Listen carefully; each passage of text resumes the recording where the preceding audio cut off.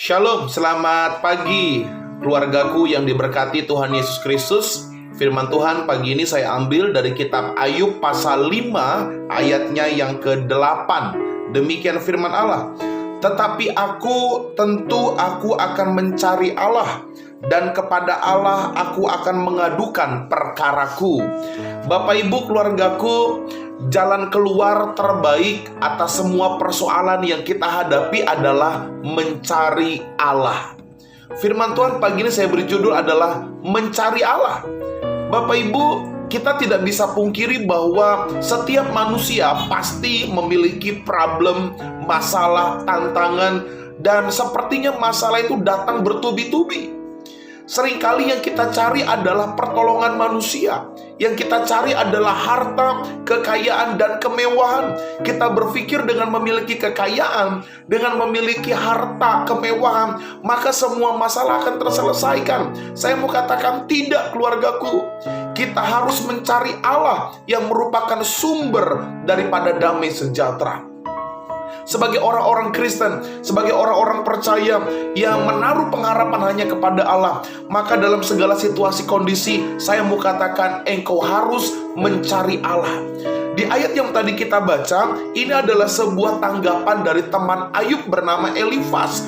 Elifaz berkata, mari carilah Allah, dan kepada Allah aku akan mengadukan perkaraku. Saudara, mencari Allah dan mengadukan perkara adalah dua hal yang penting.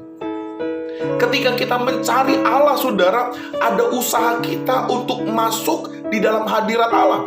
Ada usaha kita untuk bertemu dengan Allah. Dan ketika kita bertemu dengan Allah, maka kita mengadukan perkara kita, menceritakan perkara kita, menceritakan permasalahan kita kepada Allah. Maka Bapak Ibu, kedua hal ini adalah sesuatu yang harus kita lakukan ketika engkau menghadapi setiap tantangan. Nah, ini pula yang dilakukan oleh Ayub. Ini pula yang dikerjakan oleh Ayub.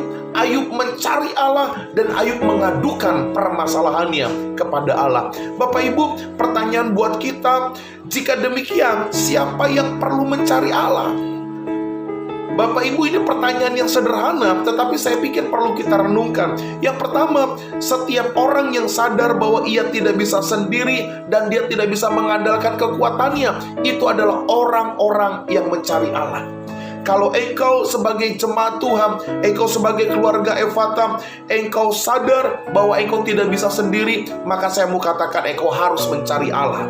Yang kedua, saudara, siapa yang perlu mencari Allah? Yaitu setiap orang yang mengerti bahwa semua yang dia miliki itu berasal dari Allah. Bapak Ibu, apa yang engkau rindukan?